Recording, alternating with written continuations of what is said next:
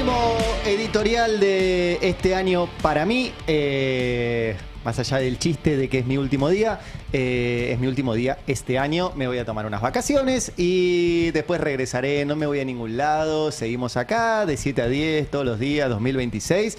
Y trataremos de seguir mejorando como todos los años. Ya llevamos muchos años haciendo la primera mañana de El Destape y el año que viene seguirá exactamente igual, simplemente me toca descansar un poquito. Muchas gracias por todos los mensajes y la preocupación y las teorías conspirativas de a dónde me voy. No me voy a ningún lado. Me tomo unos días de vacaciones y vuelvo a este mismo lugar que es como mi casa y a esta misma silla, de la cual estoy muy, muy contento de estar y creo que podemos hacer un aporte importante desde este espacio y estos editoriales que nos han llevado mucho laburo durante todo el año. Y bueno, hoy no iba a ser una excepción. Quiero comentar varias cosas. Les decía, primero un breve resumen y comentario de lo que fue el año. Segundo, estos negocios con la plata de los jubilados que quiere volver a hacer Caputo y ya está reconocido a través de sus charlas.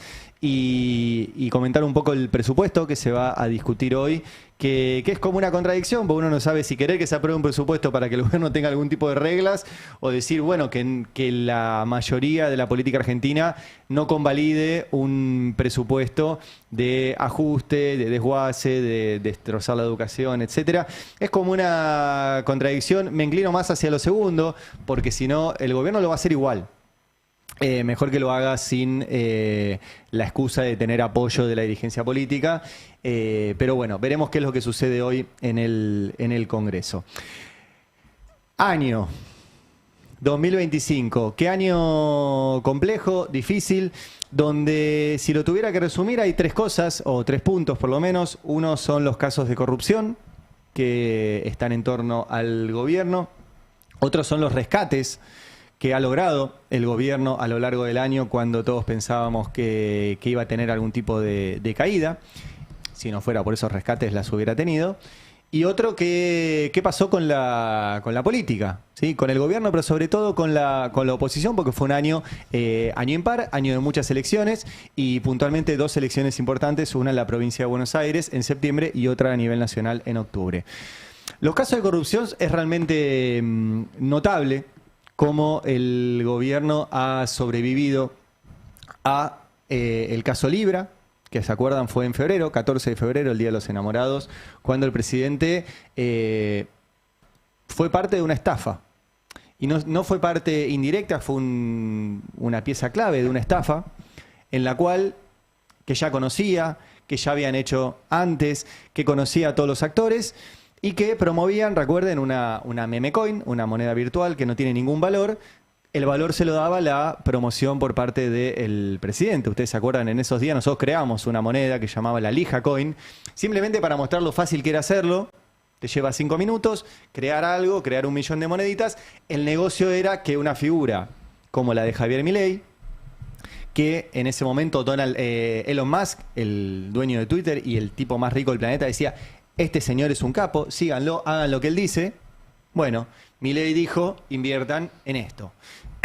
Y era una estafa, porque los que fueron a invertir en eso hicieron que subiera el valor de los que ya la tenían de antes. Los que ya la tenían de antes salieron a venderla cuando ya tenía el valor récord, se quedaron con toda la guita, el valor se desplomó y estafaron a un montón de gente. Eso lo hizo el presidente de la República Argentina. Es un tema realmente importante porque vos decís, y qué empatía con el que invirtió en una meme coin, que medio que no tengo. Ahora, ese por ahí no es el eje. El eje es el presidente de un país siendo parte consciente y clave de una estafa. Bueno, ese tema, el Poder Judicial argentino obviamente decidió que no tuviera ningún derrotero importante en materia judicial. Sí, el Congreso lo intentó. Hizo una comisión investigadora a la cual el presidente se negó a asistir, se negó a contestar preguntas, los funcionarios se negaron a ir.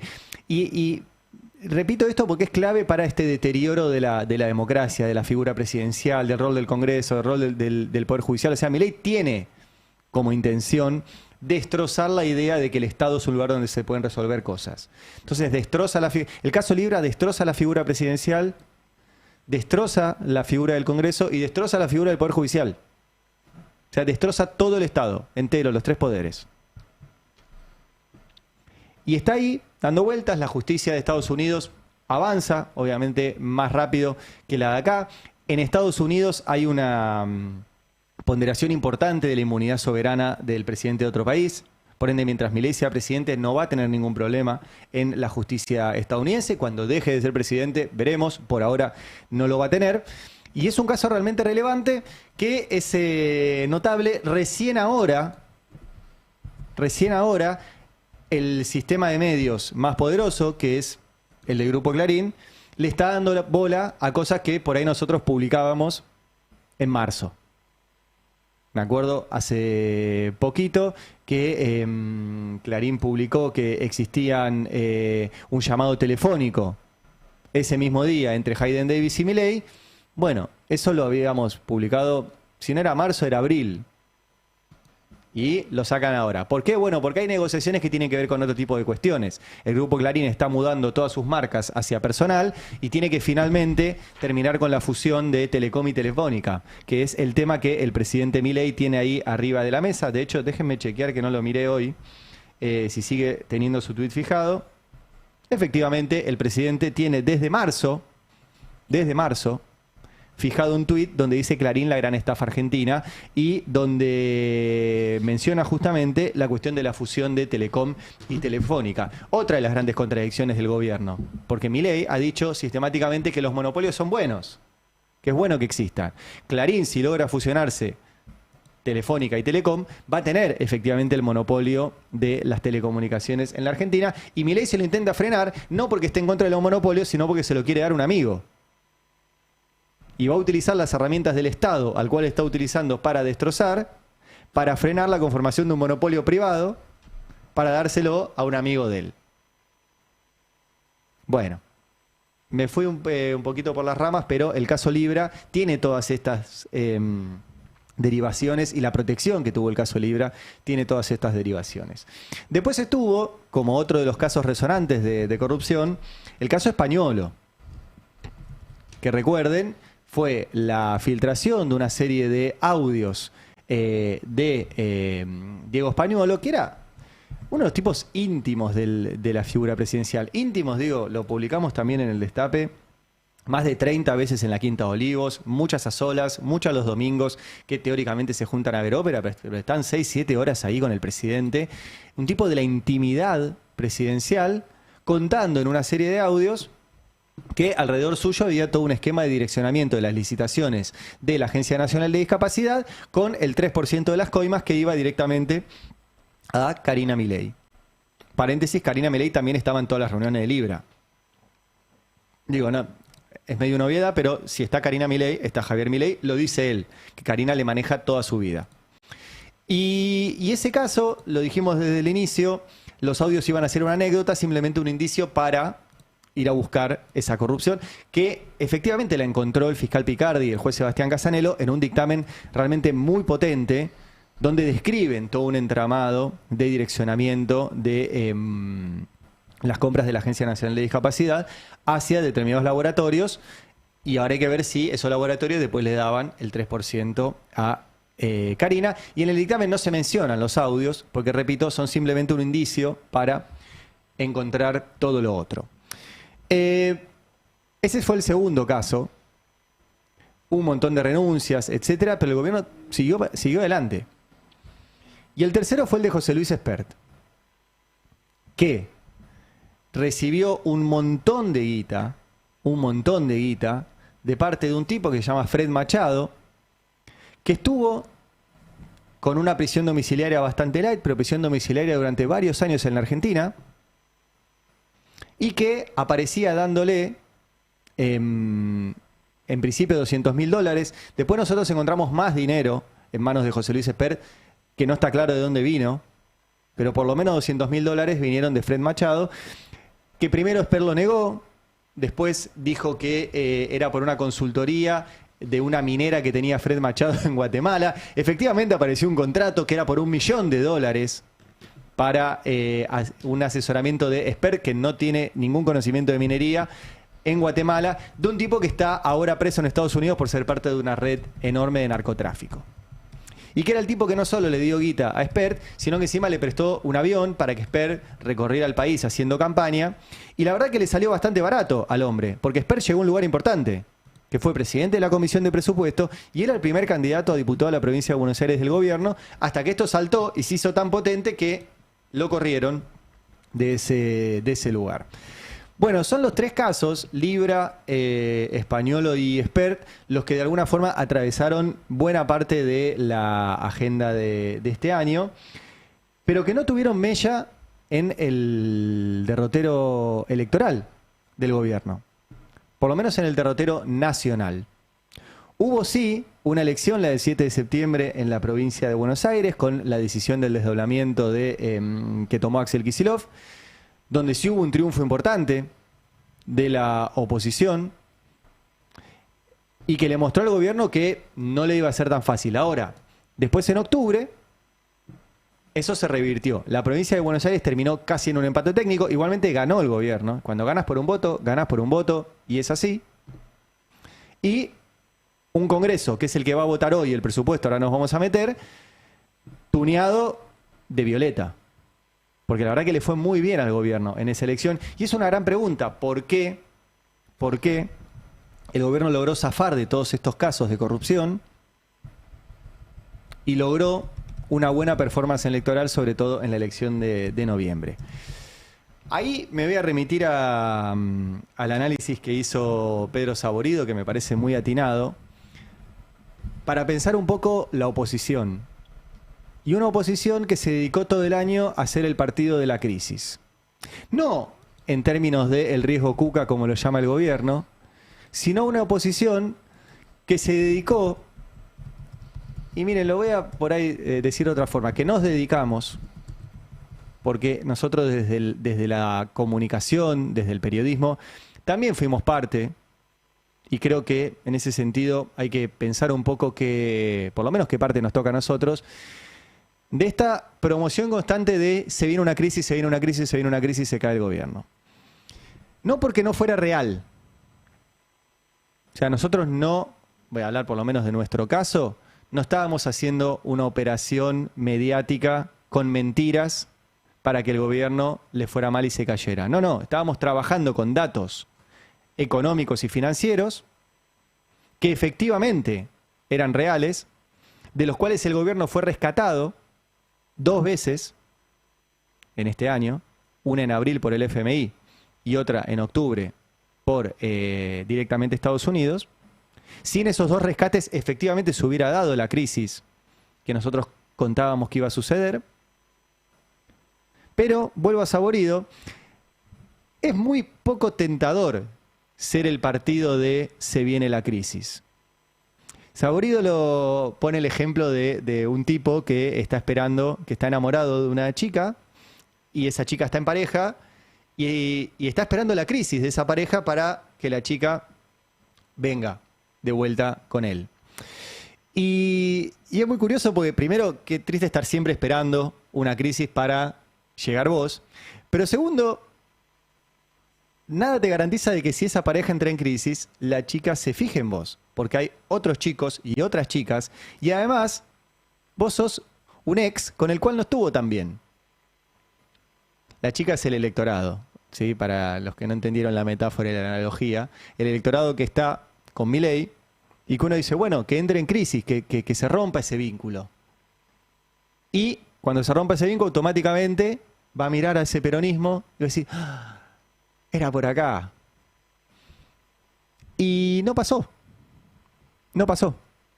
Sobre todo porque en el caso de la elección nacional, y ahí vuelvo a decir, tenemos una parte nosotros, por lo menos la parte que nos toca, la responsabilidad, el discurso resumido era, el domingo pierde Milei, el lunes hay una devaluación y se cae el gobierno.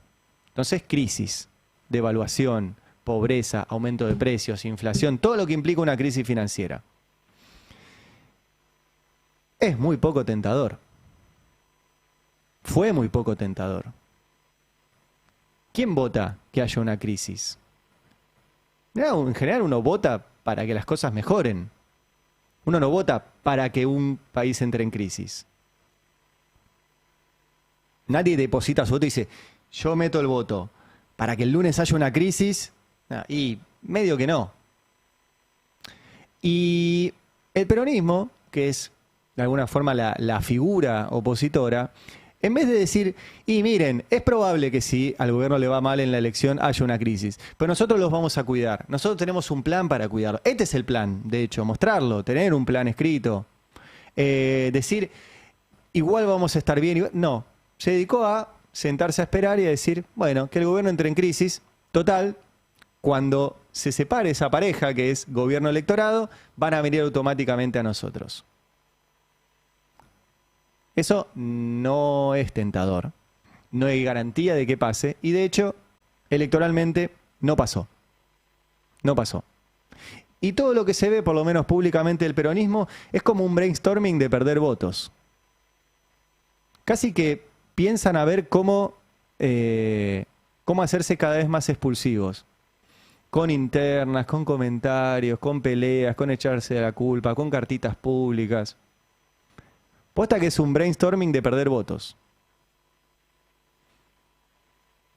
Entonces, eso es un poquito, creo yo, esta es mi mirada pensando un poquito el año, el resumen de este año.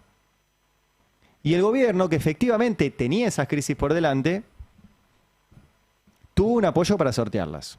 Tuvo un apoyo en abril del FMI, después de que Milei dijera que ir al FMI era un desastre, que Esper decía que ir al FMI era irte a la B, tuvo un rescate del FMI importantísimo, 20.000 millones de dólares, y 5 meses después, como eso no alcanzó, tuvo un rescate directamente del gobierno de los Estados Unidos, que fue un rescate bastante barato. Bastante barato. Porque fue simplemente que Donald Trump dijera, si no votan a Javier Milei, los abandono a su suerte, y que Scott Bessent inyectara 2.500 millones de dólares, muy poca guita, para mantener el dólar más o menos quietito antes del día de las elecciones. Y efectivamente tuvo efecto. Entonces, un peronismo que es un partido de viva la crisis, y un gobierno que logró 2 rescates, y diciendo, bueno, acá más o menos te quedas estable, le fue bien. Le fue bien. Y ahora tiene un Congreso potente. Ahora tiene un Congreso potente para encima convalidar y, es más, retrucar un montón de las cosas que ha hecho estos 2 años que han sido una barbaridad.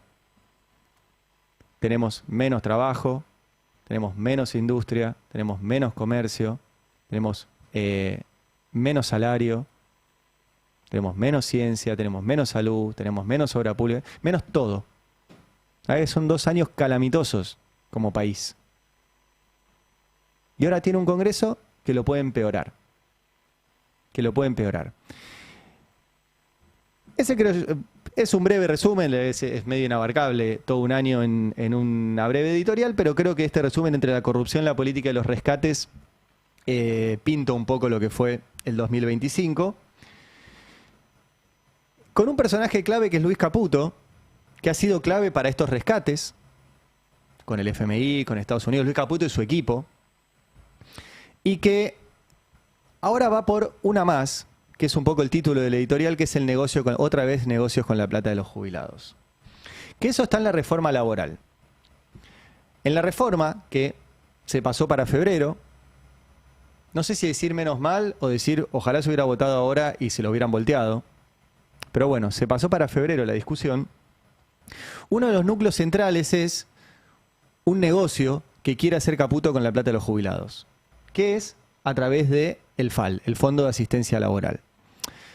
El FAL es la plata que iba a ir para el ANSES, para los jubilados, el 3% de contribuciones patronales, va a ir a los bancos, va a ir a entidades financieras, que van a estar haciendo plata con esa plata y que después los empresarios que adhieran a ese fondo van a usar esa plata para despedir, para pagar despidos. Por ende, los despidos los estamos pagando Todos. Los está pagando el Estado, los están pagando los jubilados. Porque esa plata que iba para jubilaciones ahora va a ir para despidos.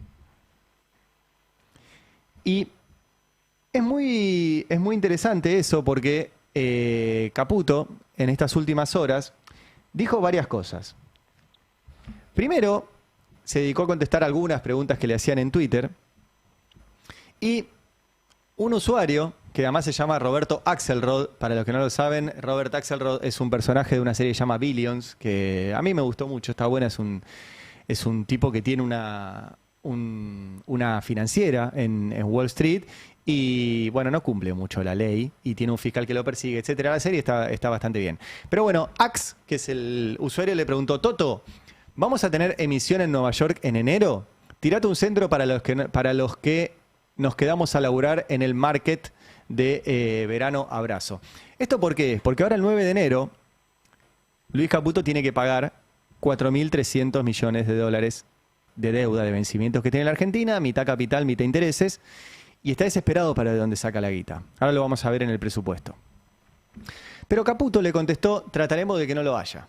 Esta es la respuesta del ministro de Economía. El objetivo es ir eliminando la dependencia que el país tiene con Wall Street. ¿Lo vamos a poder lograr? Nosotros creemos que sí. Abrazo y feliz Navidad. O sea, Caputo dijo, el objetivo es ir eliminando la dependencia que el país tiene con Wall Street. La pregunta es, ¿por qué tenemos tanta dependencia con Wall Street? Bueno, yo arrancaría porque todo el equipo económico es de Wall Street. Poné la foto. O sea, el ministro dice, tenemos que eliminar la dependencia con Wall Street. Y todo el equipo económico es de Wall Street. El ministro de Economía trabajó en JP Morgan. El viceministro de Economía, José Luis Daza, trabajó en JP Morgan. Santiago Bausili, el presidente del Banco Central, ya trabajó en JP Morgan. Vladimir Verdi, el vice del Banco Central, JP Morgan. El secretario de Finanzas y ahora canciller, Pablo Kirno, trabajó en JP Morgan. Medio que somos el gobierno de Wall Street. Si quieren eliminar la influencia de Wall Street en la Argentina, tienen que sacar a todo el equipo económico. A todo el equipo económico. Pero siguió el intercambio de tweets. Le preguntan en este caso Francisco Jueguen, que es periodista del diario La Nación, una pregunta al ministro, solo para aclarar. ¿Por qué hay que ir eliminando la dependencia de Wall Street? Y Luis Caputo le dice, gracias por la pregunta, muy oportuna. Porque es muy difícil que un país pueda crecer sostenidamente en el tiempo sin un mercado de capitales interno más desarrollado. Este es un punto central de mediano y largo plazo. Y este gobierno, más allá de tener que lidiar con la coyuntura de corto plazo, está tratando de sentar las bases para que este periodo de crecimiento sea de largo plazo. Totalmente de acuerdo con el ministro Caputo. Ya tienen para ir haciendo cortes. Pero efectivamente tenemos que tener un mercado de capitales serio. Yo estoy muy a favor. ¿Qué es el mercado de capitales? Para aclarar. Hay dinero. ¿Sí? Hay capital. Bueno, ¿a dónde va ese capital? Entonces puede ir básicamente a dos lugares, o tres en realidad. Una se lo gastan, gástenselo, tú, ya está, no ahorran nada. Pero la otra es, compro dólares. Me sobra algo de guita, voy, compro dólares, bancarizados o fuera del sistema, lo que sea. La tercera es volcar ese dinero al mercado de capitales. ¿Qué significa esto? Que una empresa, por ejemplo, quiere ampliarse. Quiere hacer una inversión y no tiene por ahí la guita para hacer esa inversión. Por ejemplo, un nuevo galpón con 2 líneas de producción nuevas. Entonces, ¿qué hace? Emite deuda. La deuda de las empresas se llama obligaciones negociables, ON. Cuando emite esa deuda, dice, bueno, yo emito esta deuda, préstenme determinada cantidad de plata y yo se las voy a devolver en tantos años y a tanta tasa de interés. Entonces, dinero que por ahí está dando vuelta, que por ahí tengo yo o tenés vos, no sé, 100.000 pesos, decís, bueno, yo se lo presto a esta empresa. Esa empresa con eso genera un nuevo galpón, una nueva línea de producción y obviamente puestos de trabajo. Eso genera movimiento en la economía y la empresa después me devuelve la plata con intereses. Eso es un mercado de capitales virtuoso y recontra de acuerdo con el ministro Caputo de que tengamos un mercado de capitales virtuoso. Hoy, la verdad que nuestro mercado de capitales está limitado a algún puñadito de empresas grandes que puede emitir este tipo de deuda y todo el resto se queda afuera. Yo no estoy hablando de timba, de compra de acciones, todo eso. Estoy hablando de inversiones productivas. De hecho, es muy difícil que las pymes hagan obligaciones negociables, que sería donde estaría bueno que todos invirtamos. Agarrar nuestro ahorro y prestárselo a las pymes y que las pymes nos devuelvan y que eso que nos devuelven también sea rentable para nosotros. O sea, que nos convenga hacer eso. Ahora, para que te convenga hacer eso, no es que tiene que haber un mercado de capitales interno serio, tiene que haber un país serio. Porque ¿qué empresa va a tomar deuda e invertir si después no vende nada? No tiene sentido. Entonces, es una rueda que se retroalimenta. Ahora, si vos pisás los salarios, pisás la obra pública, pisás el consumo, pisás todo, ¿qué empresa va a salir a querer producir más y contratar más? Ninguna, de hecho, no está pasando. Pero bueno, vuelvo a esto de Caputo, que él dice, bueno, queremos no depender de Wall Street y queremos nosotros tener un mercado de capitales interno. Y ahí, la pregunta es, ¿cómo lo quiere lograr Caputo? ¿Y vieron que recién yo les nombraba el Fondo de Asistencia Laboral? Bueno, ya en varias notas les voy a compartir la de Infobae, que dice la nueva estrategia de Caputo para que el riesgo país retome la baja y converja a los 400 puntos básicos, nota firmada por Pablo Wende. El ministro aseguró que quiere reducir la dependencia de Wall Street, deslizando que habrá poca emisión de bonos con legislación extranjera el año que viene. El repago de enero y las bajas de tasas de Estados Unidos ayudarían a ese enfoque. Y un párrafo de esta nota dice directamente, por otro lado, ya con la mirada de mediano plazo, el fin es consolidar el mercado de capitales local, como dijo recién en el tuit. Dentro de esa estrategia se encuentra el Fondo de Asistencia Laboral, que deberán crear las empresas para el pago de futuras indemnizaciones. Según consta en el proyecto de reforma laboral, se nutrirá con 3 puntos de cargas patronales que hoy se dirigen al ANSES. O sea que el tipo quiere fondear el mercado de capitales no con ahorro, no con dinero que podamos generar con nuestros salarios, no con nada genuino, sino con la guita que tiene que ir al pago de jubilaciones, que ahora va a ir al negocio financiero y quiere fondear el mercado de capitales con la plata de los jubilados que ahora van a usar para indemnizaciones. O sea, otro negocio con la plata de los jubilados. Es como una remake de las AFJP. ¿Se acuerdan las AFJP? ¿Qué eran? Decían, vos vas a tener tu propio ahorro para tu jubilación. Entonces vos le dabas parte de tu sueldo a una FJP, que era una empresa privada. ¿Qué hacía la FJP? ¿Te guardaba esa plata? No, la invertía. ¿Dónde la invertía? Bueno, el truco era que la FJP era una unidad de negocios de otra empresa. Entonces la FJP compraba acciones de esa empresa, entonces fondeaba a la otra empresa con la plata de los jubilados. Y la fondeaba a precios inflados. Lo que hacían era inflar el precio de las acciones de una empresa, por ejemplo el Grupo Clarín lo hizo, entonces la acción valía 10, la FJP, que era de Clarín, le compraba a sí mismo, a Clarín, la acción más cara, al otro día esa acción bajaba, habían cagado los jubilados, pero con eso se fondeaba. Después esa plata no existía. Es más, se había caído el valor de la acción. Las FJP se quedaban con acciones que habían comprado caras y había bajado el valor de esa acción. Bueno, ahora te está diciendo lo mismo. Caputo quiere usar el Fondo de Asistencia Laboral, que es plata que debería ir al ANSES, que va a ir un fondo manejado por bancos y financieras que lo van a invertir para consolidar el mercado de capitales local. O sea, nunca no hay un choreo en todas estas cosas en las que anda Caputo. Bueno, preste la atención a esto. En febrero, cuando vuelva, les repito, no me voy a ningún lado. En febrero voy a estar acá y vamos a estar encima de la ley de regresión laboral. Vamos a estar muy pendientes de este punto. Y por último, se discute hoy el presupuesto en la Cámara de Senadores, ya tiene media sanción de diputados. Esto decía Javier Milei el domingo respecto del gran año que se nos viene en 2026 con este presupuesto. Durante los últimos 100 años previo a que nosotros llegáramos al poder, Argentina atravesó una de las historias de decadencia más escandalosa de la historia de la humanidad. Y eso no se cambia en un solo día.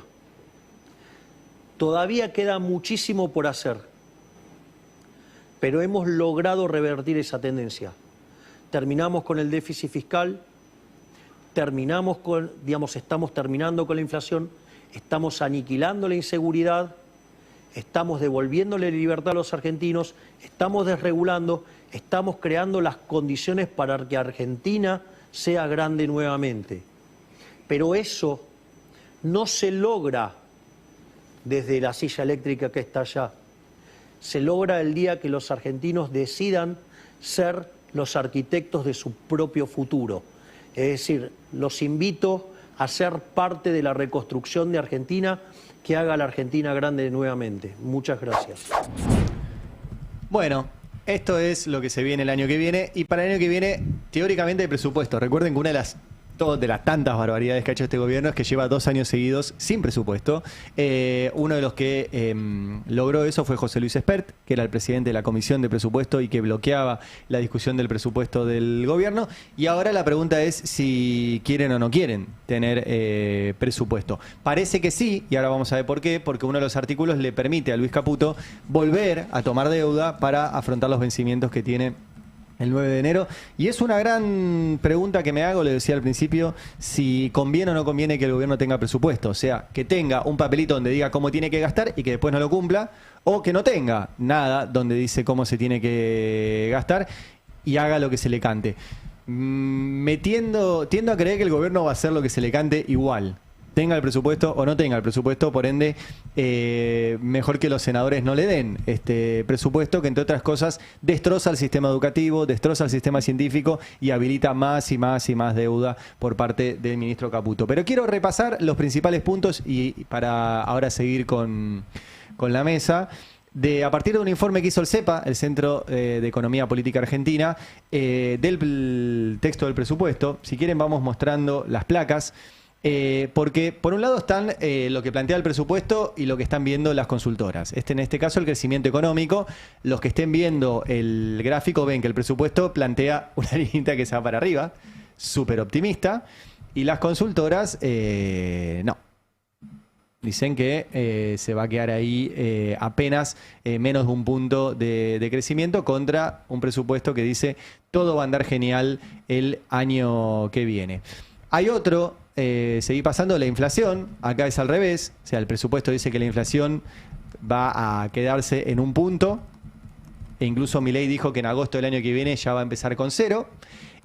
Las distintas consultoras que toma el Banco Central dicen que no, que va a estar arriba de 2 puntos la inflación de por lo menos los primeros meses del año que viene.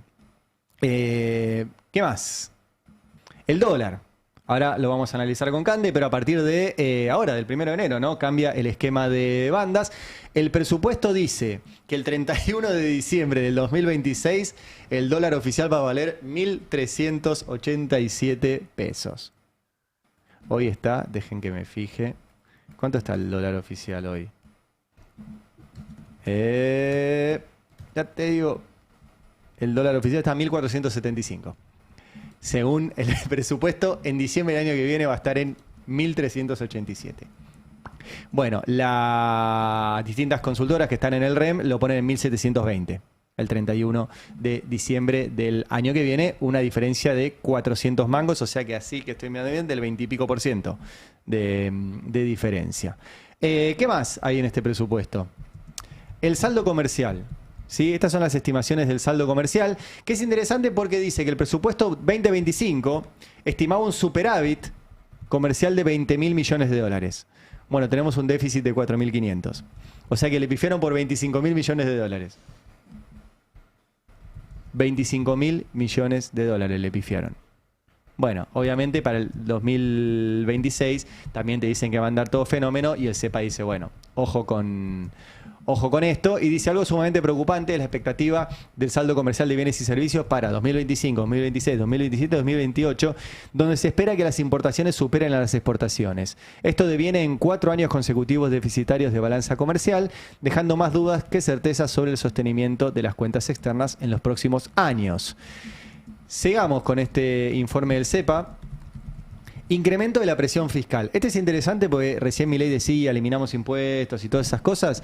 Bueno, el cálculo que le da al CEPA es que el año que viene va a haber más presión fiscal como porcentaje del PBI que este año con el presupuesto que presentaron. 21,3 este año, 21,77 el año que viene. Y es interesante en esta tabla que vean lo que sube y lo que baja. Porque baja, por ejemplo, la participación en el PBI de bienes personales, que es lo que pagan los ricos, y sube ganancias, se mantiene el IVA. O sea, impuestos para ricos. Bajan los impuestos para los ricos, sube el monotributo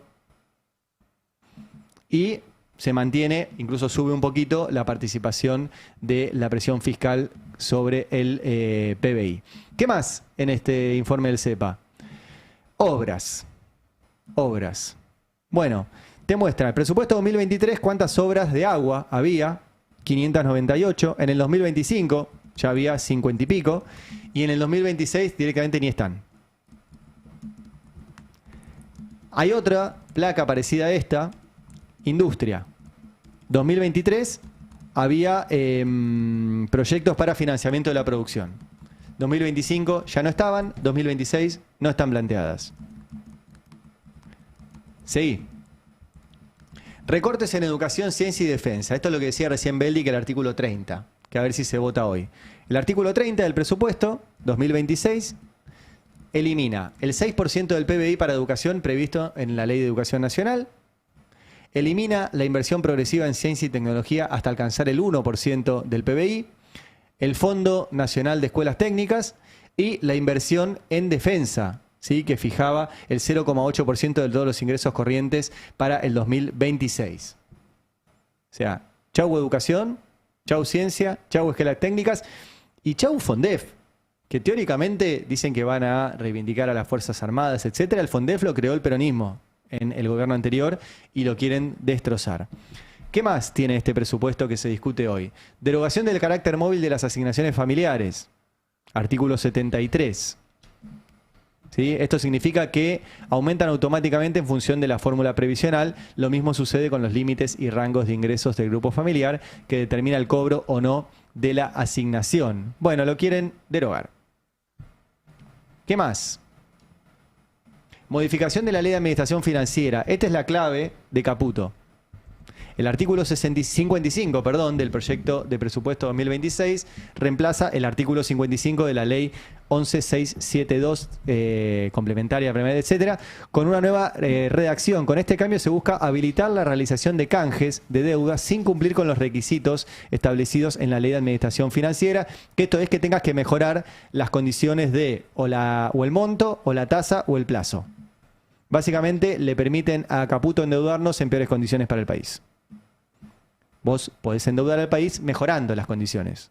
Bueno, habilitan que lo haga empeorando las condiciones. ¿Qué más tiene el proyecto que se vota hoy? Acá las caídas en educación, ciencia y tecnología.